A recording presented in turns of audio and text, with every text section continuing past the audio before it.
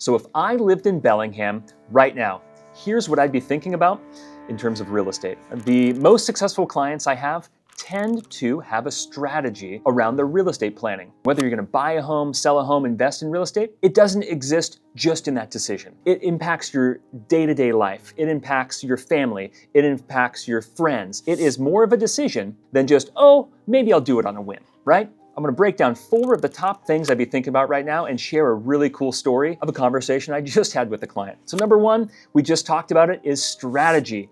Have a strategy around real estate that fits your life. Because if you make a decision to buy a rental property and you're gonna be the landlord, that's gonna be a whole lot different conversation and planning versus, hey, I've been renting and I wanna buy my next home because I want, these are my goals, right? I always look at strategy as it's not good or bad, it's what fits for your situation and your station in life. So number 1, let's have a strategy. And what I've found is being very curious about seeing the world through my clients' eyes. I can't read minds yet.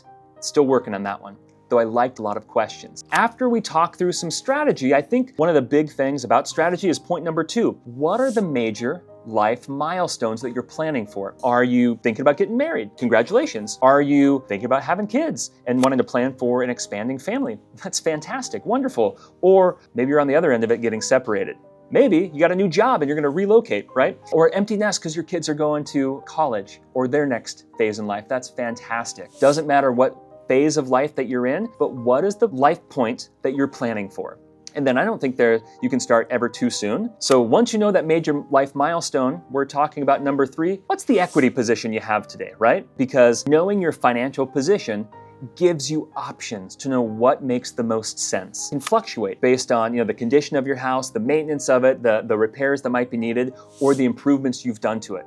So breaking all of that down helps you make better decisions. So number 4, what are the hidden costs of real estate? I mean, that's a really specific and common question that most of my clients aren't thinking about that I like to bring up. What's the age of your major mechanicals in your home? Your furnace, your water heater, your plumbing electrical system, the major other parts of your home like your roof, your siding, your attic and crawl space, maybe you have a septic system. All of these things need to be maintained. All of these components of your home need to be maintained.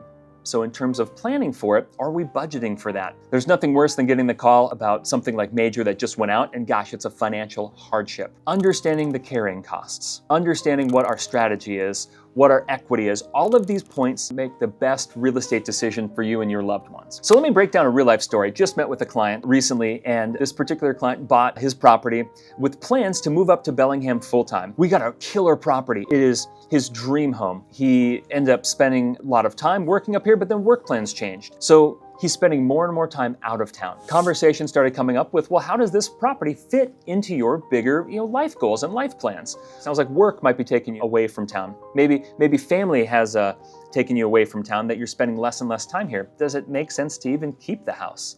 Does it make sense to reposition the equity into another city that you're spending more time in? And what if you just keep the stinking thing, right? Keep the house and rent it out. What are the pros and cons of all of these different things? Now, we started the conversation having more questions than answers, and then working through the process, figuring out what's real for this particular client, shed a lot of light on things. And it was interesting to see that owning real estate over time, if you have a long enough time horizon, I truly believe that you are going to be very happy that you bought that home 10, 15, 20 years ago and still own it today. Fact of the matter, getting there might be more cost or more headache or more expense than you were anticipating. I'm sitting here today and kind of thinking about these questions I would be asking any client I'm meeting with today. I think it's really important to ask these of yourself.